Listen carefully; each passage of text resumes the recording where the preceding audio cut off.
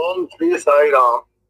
సర్వదేవతాతీత స్వరూపులు భగవాన్ శ్రీ సత్యసాయి బాబా వారి దివ్య పాద పద్మములకు శతకోటి వందనములతో భక్తులందరికీ ఎవరు మీట్లోకి వెళ్ళిపోండి. దైవ కార్యము నిమిత్తమై మన దేహమును కూడా త్యాగము చేయడానికి సంసిద్ధముగా ఉండాలి. సకల శాస్త్ర పురాణ సంగ్రహవేత్తయై వేదాంత వేద్యుడౌ విభుదుడైన సకల శాస్త్ర పురాణ సంగ్రహవేత్తయై వేదాంత వేద్యుడౌ విభుదుడైన రక్తి ఏ పారగ రమ్య హర్మ్యంబుల రమయంచు రాజ చంద్రముడైన రణరంగమందు పరాభూత రిపుడవుచు వెల్గొందు జగదేక వీరుడైన దారిద్ర్య దేవత దాక్షిణ్యమునకుందు దౌర్భాగ్య విపుడకు దాసుడైన భక్తి లేనిచో ఎందుకు వనికిరాడు భక్తి లేనట్టి ఆ జగత్భర్త కన్న భక్త పరుడకు దాసుడే భవ్యుడకును ఇంతకన్నను వేరెత్తి ఎరుకపరతు ఇహలోకమునందు ఐశ్వర్యం అనుకునేటువంటి ఈ పదవులు గాని భవనములు గాని ఇవన్నీ ఏమున్నప్పటికీ కూడా వాళ్ళకన్నా భక్తి ఉన్నటువంటి ఒక దాసుడే భవ్యుడవుతాడు అని భక్తికి ఉన్నటువంటి ప్రాధాన్యతను దైవ కార్య నిమిత్తము చేయవలసినటువంటి కర్మలకు ప్రాధాన్యత ఇస్తున్నారు. దివ్యాత్మ స్వరూపులారా, మానవుడు సదసత్ స్వరూపుడు. సదసత్ స్వరూపములను నిరూపణ చేసే నిమిత్తమై మానవత్వం ప్రాప్తించినది అనే సత్యాన్ని గుర్తించడం ప్రథమ కర్తవ్యం. మానవుడు సదసత్ స్వరూపుడు, స్వత్స్వరూపుడు, సదసత్ స్వరూపుడు. దీన్ని కొంచెం మనం డిస్కస్ చేద్దాం అయ్యాక. సదసత్ స్వరూపములను నిరూపణ చేసే నిమిత్తమై మానవత్వం ప్రాప్తించినది అనే సత్యాన్ని గుర్తించడం ప్రథమ కర్తవ్యం. మానవుడు ప్రస్తుతము అనుభవించుచున్న సుఖస్థానము నుండి అత్యున్నతమైన మరొక స్థానమునకు చేరుకునే ప్రయత్నమునకు ప్రాకులాడుతూ ఉండటం మానవుని యొక్క సహజ సంకల్పం. సుఖం అనేది ఇట్టిది అని నిర్ణయం చేయటానికి సాధ్యము కాదు. ఎందుకంటే ఒక సుఖము కంటే మరొక ఉత్తమమైన సుఖము, దానికన్నా అత్యుత్తమమైన సుఖము, దానికంటే ఉన్నతోన్నతమైన సుఖము, దానికంటే మహాపవిత్రమైన సుఖము, ఇలాంటి సుఖము మిద్దె పైకి పోయే మెట్ల వంటిది. ఒక దానిని వదిలి మరొక దానిని ఆశ్రయించి తద్వారా మరొక మెట్టుకు ప్రాకే ప్రయత్నము ఈ సుఖ ప్రయాణము. కానీ ఈ సుఖమునకు అంత్యమెక్కడా, ఈ సుఖమునకు సంతృప్తి ఎక్కడా అనేది ఎవరు కూడాను విచారణ సలపడం లేదు. మానవుడు పుట్టిన మొదలుకొని గిట్టున్నంత వరకు సుఖము సుఖము అని దీనికోసమై ప్రాకులాడుతూ తన కాయము కాలము సర్వము అంకితము చేయడానికి ప్రయత్నం సలుపుతున్నాడే కానీ ఇట్టిది నా అంత్య సుఖము అని ప్రకటించడానికి ఏమాత్రము కూడాను ప్రయత్నం సలపటం లేదు. అయితే తాను కోరే సుఖశాంతులు దేహ నిమిత్తమై ఆశిస్తున్నాడా, దేహానికి సుఖశాంతులు కావాలని కోరుకుంటున్నాడా, లేక ఇంద్రియ నిమిత్తమై ఆశిస్తున్నాడా, లేక తన ఆత్మ నిమిత్తమై ఆశిస్తున్నాడా అనే విషయాన్ని తెలుసుకోవడానికి సామాన్యంగా మానవుడు ప్రయత్నించడు. తన యొక్క సుఖశాంతుల విషయం అట్లుంచి తాను దేహమా మనస్సా ఆత్మయా అనే విచారణ కూడా సలపటం లేదు.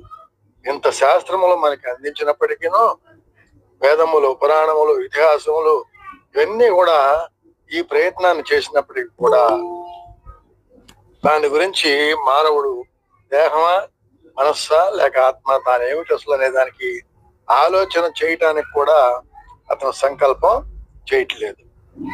దేహము అనేది కేవలము ఒక ఘటము వంటిది.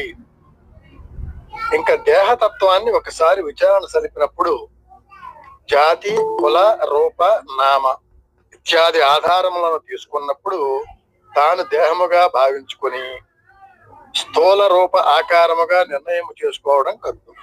ఇది అతి సాధారణమైనటువంటి విషయం. మన యొక్క నామం దేహానికి సంబంధించినటువంటి నామాన్ని చెప్పుకుంటాం. అలాగే ఏ కుటుంబంలో పుట్టామో, ఏ కులము, మన జాతి ఏది, రూపం ఏమిటి, ఇలా ఇంతవరకే నిర్ణయించుకొని మనం ఆ హద్దులో దేహానికి సంబంధించినటువంటి జాతి కుల రూప మొదలైన వాటికే ప్రాధాన్యతనిస్తున్నాం. అదే నిర్ణయం చేసుకుంటున్నాం. నేను అంటే ఇదే, మన కులం ఏమిటో, మన రూపం ఏమిటి, జాతి ఏమిటి, ఇదే తనకు సంబంధించింది అనుకుంటున్నాం. ఈ దేహము ఘటము మాత్రమే అంటున్నారు. ఒక మట్టి కొండ మాత్రమే దేహం, ఘటము ఏదైనా సరే. ఈ దేహమునకు సంబంధించినటువంటి జాతి, కులము, మతము, వర్ణము, ఈ 4 కూడా ఈ ఘటమునకు సంబంధించినదే. కానీ ఈ ఘటము చేసిన ఘటకర్త ఘటము కంటే భిన్న రూపుడే గాని ఘటము కాజాలదని సత్యం మనకు తెలుస్తుంది. ఒక పాత్రను తయారు చేశాడు అంటే పాత్ర వేరు ఉన్నాడు, తయారు చేసిన వాడు వేరు ఉన్నాడు. ఆ భిన్న రూపుడే, ఘటము కాజాలదు.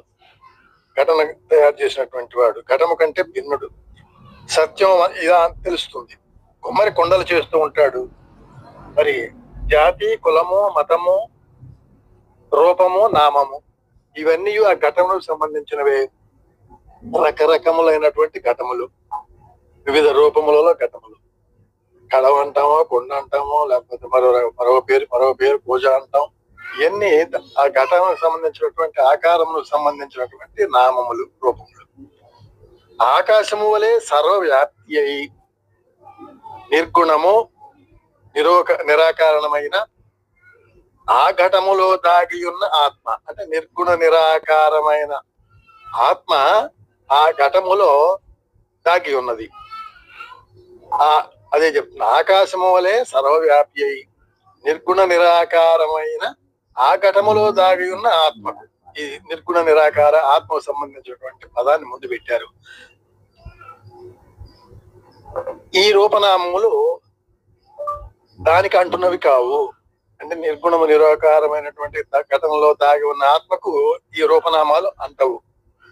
పాత్రలు చేసే కుమ్మరి దాని యొక్క స్థితిగతులను సరిచేసే నిమిత్తమై అందులో కొంత జలమును కలపటానికి ప్రయత్నం చేస్తాడు. ఇక్కడ నుంచి కొంచెం జటిలంగా ఉంటుంది. ఎక్కువ కూడా ఒక పేరా చదివితే మనకి కొంచెం డిస్కషన్ కూడా ఉంది. ఈ జలము వంటిదే కామ, క్రోధ, లోభములు, గుడ్డితనము, చెవిటితనము, ఇవన్నీ కూడా ఆ ఘటము చేయటానికి ఉపయోగించేటువంటి వాటిలో ఈ జలాన్ని కలుపుతున్నాడు. ఈ జలము వంటిది ఏమిటంటే కామ, క్రోధ, లోభములు, గుడ్డితనము, చెవిటితనము, ఇలాంటివంతా కూడా సూక్ష్మ రూపమైన జలముగా తయారైపోయినాయి. దీనిని చక్కగా విచారణ చేస్తే జలము కూడాను తాను కాదు అనే సత్యము వ్యక్తమవుతున్నది. ఆ ఘటము తయారు చేయడానికి ఉపయోగించేటువంటి పదార్థములు ఇవి.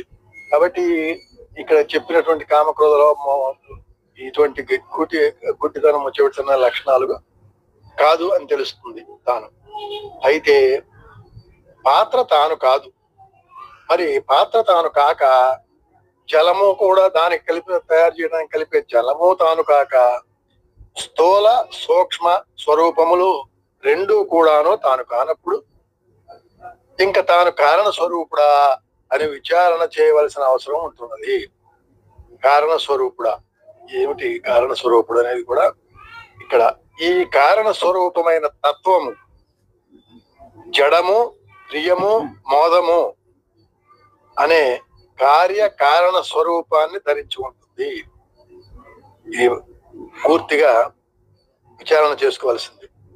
ఈ కారణ స్వరూపమైన తత్వము జడము, ప్రియము, మోదము అనేటువంటి కార్యకారణ స్వరూపాన్ని ధరించి ఉంటుంది. అంటే ప్రతి ఒక్క ఉపాధికి కూడా కార్యకారణాలు ఉంటాయి అన్నమాట. దాన్ని బట్టే స్వరూపం వస్తుంది. దీని వలన తాను నిరాకారం అనే సత్యము మనకు వ్యక్తపరుస్తూ వచ్చింది. ఈ కార్యకారణముల కోసమే పాత్ర వచ్చింది. కానీ అసలు మాత్రం నిరాకారం అనే సత్యము మనకు చెబుతూ వచ్చింది. నిరాకారమైన తనకు ఆకార నామములు అనేవి కేవలం కల్పితమైన బంధములే. నిజానికి నిరాకారులం మనం. ఈ ఆకారము, నామములు కల్పితమైనటువంటి బంధములే. శరీరం ఉంటే మరి వీటి నుంచి తప్పించుకోవడానికి వీలు పడదు. ఈ పేరు ఉండేటువంటి పదార్థములు ఇవి. తాను ఆ బంధము కాని, పదార్థము కాని కాదు. మరి అయితే ఈ పాత్ర ఏ నిమిత్తమై చేస్తున్నారు? ఈ పాత్ర ఎందుకు తయారైంది? దేహం మనము సర్వకర్మలో వినియోగపరుచుకునే నిమిత్తమై. అది ఈ కర్మలు చేసుకోవడానికి, ఎందుకంటే కర్మలను దహింపజేసుకోవడం కోసం, సర్వ కర్మలను దహింపజేసుకోవడం కోసం ఇది ఏర్పడుతోంది ఈ పాత్ర. సర్వకర్మలు వినియోగపరుచుకునే నిమిత్తం కోసం ఏర్పడింది ఈ పాత్ర. ఈ పాత్రకు ఏది ఆధారమైన పదార్థము అని మనము చక్కగా విచారిస్తే మనకి మానవ పాత్ర వచ్చింది. ఎందుకు వచ్చింది అని విచారిస్తే ఈ కారణ దేహము అనే ప్రియము మోదము అనే మట్టియే ఈ పాత్ర అనే దేహమునకు మూలాధారం. ఈ శరీరమునకు ఆధారము ప్రియము మోదముట.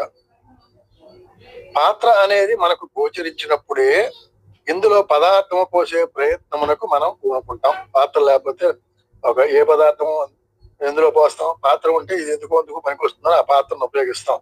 అట్లాగే ఈ పాత్ర అనేది మనకు గోచరించినప్పుడు ఇందులో పదార్థం పోసే ప్రయత్నం మనం చేస్తూ ఉంటాం. కనుక ఈ పాత్ర మనకు ప్రయోగ నిమిత్తము ఏర్పడినది. దీనికి ఆధారం ఏమిటి అంటే మట్టి. ఆ మట్టి మృణ్మయము. ఆ మృణ్మయమే జగత్తు.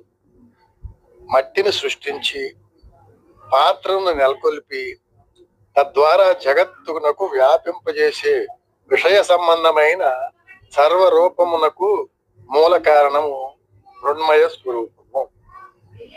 ఇక్కడికి ఆపుదాం, ఇంకా ముందుకెళ్ళాలి.